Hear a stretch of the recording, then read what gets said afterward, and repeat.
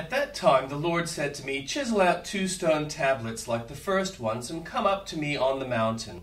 Also make a wooden ark. I will write on the tablets the words that were on the first tablets, which you broke. Then you are to put them in the ark."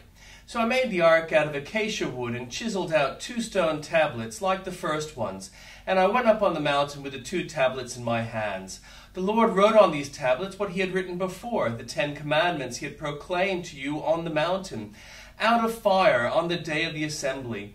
And the Lord gave them to me. Then I came back down the mountain and put the tablets in the ark I had made, as the Lord commanded me, and they are there now. The Israelites traveled from the wells of Ben-Jaakan to Moserah. There Aaron died and was buried, and Eleazar his son succeeded him as priest. From there they traveled to Godgoda and on Jotbatha, and the land with streams of water. At that time the Lord set apart the tribe of Levi to carry the ark of the covenant of the Lord, to stand before the Lord, to minister and to pronounce blessings in his name, as they still do today. That is why the Levites have no share or inheritance among their fellow Israelites. The Lord is their inheritance, as the Lord your God told them. Now I had stayed on the mountain 40 days and 40 nights, as I did the first time, and the Lord listened to me at this time also. It was not his will to destroy you. Go, the Lord said to me, and lead the people on their way, so that they may enter and possess the land I swore to their ancestors to give them. And now, Israel, what does the Lord your God ask of you but to fear the Lord your God, to walk in obedience to him, to love him and to serve the Lord your God with all your heart and with all your soul, and to observe the Lord's commands and decrees that I give you today of your own good? To the Lord your God belongs the heavens, even the highest heavens, the earth and everything in it. Yet the Lord set his affection on your ancestors and loved them, and he chose you, their descendants, above all the nations, as it is today. Circumcise your hearts, therefore, and do not be stiff-necked any longer. For the Lord your God is God of gods and Lord of lords, the great God, mighty and awesome, who shows no partiality and accepts no bribes. He defends the cause of the fatherless and the widow and loves the foreigners residing among you, giving them food and clothing. And you are to love those who are foreigners, for you and yourselves were foreigners in Egypt. Fear the Lord your God and serve him. Hold fast to him and take your oaths in his name. He is the one you praise. He is your God who performed for you those great and awesome wonders you saw with your own eyes. Your ancestors who went down into Egypt were 70 in all, and now the Lord your God has made you as numerous as the stars in the sky.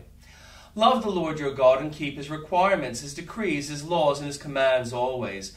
Remember today that your children were not the ones who saw and experienced the discipline of the Lord your God, his majesty, his mighty hands, his outstretched arm, the signs he performed, and the things he did in the heart of Egypt, both to Pharaoh, king of Egypt, and to his whole country, and what he did to the Egyptian army, to its horses and chariots, how he overwhelmed them with the waters of the Red Sea as they were pursuing you, and how the Lord brought lasting ruin on them. It was not your children who saw what he did for you in the wilderness until you arrived at this place, and what he did to Dathan and Abiram, son of Eliab and Reubenite, when the earth opened its mouth right in the middle of all Israel and swallowed them up with their households, their tents, and every living thing that belonged to them.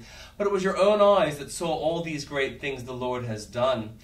Observe therefore all the commands I am giving you today, so that you may have the strength to go in and take over the land that you are crossing the Jordan to possess, and so that you may live long in the land the Lord swore to your ancestors to give them and their descendants, a land flowing with milk and honey.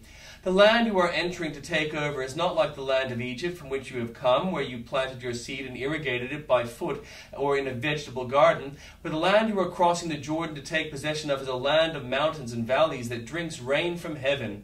It is a land the Lord your God cares for. The eyes of the Lord your God are continually on it from the beginning of the year to its end. So if you faithfully obey the commands I am giving you today, to love the Lord your God and to serve him with all your heart and with all your soul, then I will send rain on your land in its season, both autumn and spring rains, so that you may gather in your grain, new wine and olive oil. I will provide grass in the fields for your cattle, and you will eat and be satisfied. Be careful, or you will be enticed to turn away and worship other gods and bow down to them. Then the Lord's anger will burn against you, and he will shut up the heavens so that it will not rain, and the grounds will yield no produce. And you will soon perish from the good of the land the Lord is giving you. Fix these words of mine in your hearts and minds. Tie them as symbols on your hands and bind them on your foreheads.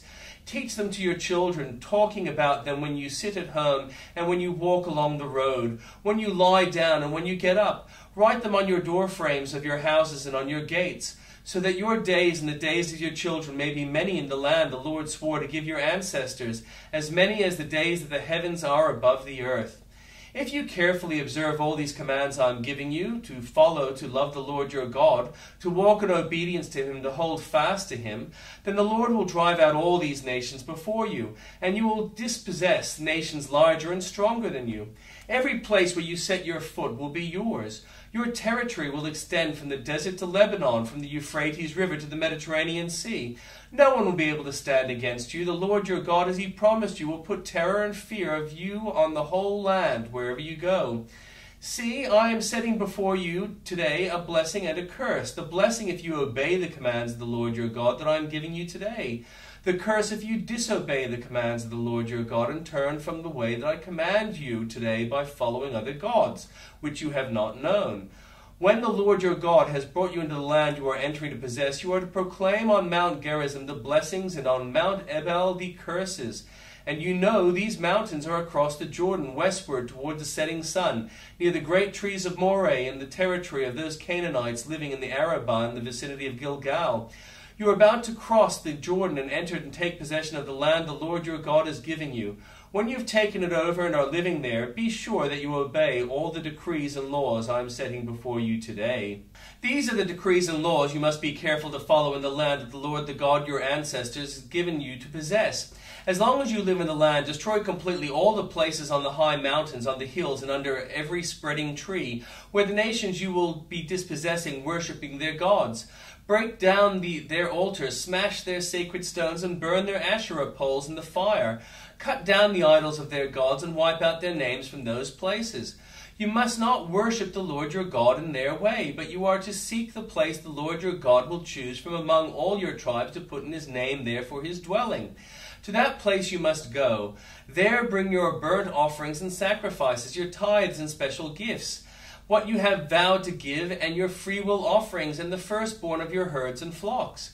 There in the presence of the Lord your God, you and your family shall eat and shall rejoice in everything you have put your hands to, because the Lord your God has blessed you.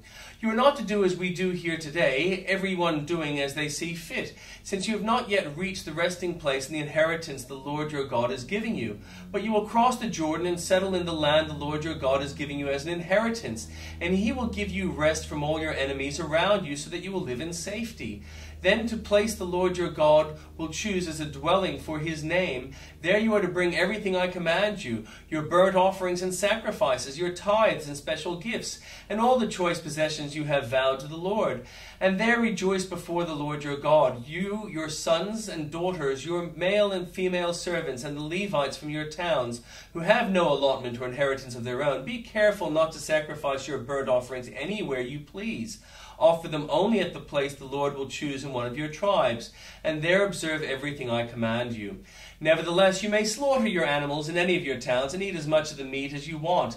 And if it were a gazelle or deer, according to the blessing of the Lord your God gives you, both ceremonially unclean and clean may eat it. But you must not eat the blood poured out on the ground like water. You must not eat in your own towns the tithe of your grain and new wine and olive oil, or the firstborn of your herds and flocks, or whatever you have vowed to give, or your freewill offerings or special gifts. Instead, you are to eat them in the presence of the Lord your God at the place the Lord your God will choose. You, your sons and daughters, your male and female servants, and the Levites from your town, you are to rejoice before the Lord your God in everything you put your hand to. Be careful not to neglect the Levites as long as you live in your land. When the Lord your God has enlarged your territory as he promised you, and you crave meat and say, I would like some meat, then you may eat as much of it as you want. If the place where the Lord your God chooses to put his name is too far away from you, you may slaughter animals from the herds and flocks the Lord has given you, as I have commanded you, and in your own towns you may eat as much of them as you want. Eat them as you would gazelle or deer. Both the ceremonially unclean and clean may eat. But may be sure you do not eat the blood, because blood is the life, and you must not eat the life with the meat. You must not eat the blood. Pour it out on the ground like water. Do not eat it, so that it may go well with you and your children after you, because you will be doing what is right in the eyes of the Lord. But take your consecrated things and whatever you have vowed to give, and go to the place the Lord will choose. Present your burnt offerings on the altar of the Lord your God, both the meat and the blood. The blood of your sacrifices must be poured beside the altar of the Lord your God, but you may eat the meat. Be careful to obey all these regulations I'm giving you, so that it may always go well with you and your children after you, because you'll be doing what is good and right in the eyes of the Lord your God. The Lord your God will cut off before you the nations you are about to invade and dispossess. But when you have driven them out and settled in their land, and after they have been destroyed before you, and be careful not to be ensnared by inquiring about their gods, saying, how do these nations serve their gods? We will do the same. You must not worship the Lord your God in their way, because in worshipping their gods, they do all kinds of detestable things the Lord hates. They even burn their sons and daughters in the fire as sacrifices to their gods. See that you do all I command you. Do not add to it or take away from it. And the New Testament reading. Jesus then began to speak to them in parables. A man planted in a vineyard. He put a wall around it, dug a pit for the winepress, and built a watchtower. Then he rented the vineyard to some farmers and moved it to another place. At harvest time, he sent a servant to the tenants to collect from them some of the fruit of the vineyard. But they seized him, beat him, and sent him away empty-handed. Then he sent another servant to them. They struck this man on the head and treated him shamefully. He sent still another, and that one they killed. He sent many others. Some of them they beat, others they killed. He had one left to send, a son whom he loved. He sent him last of all, saying, they will respect my son. But the tenants said to one another, this is the heir. Come, let's kill him, and the inheritance will be ours.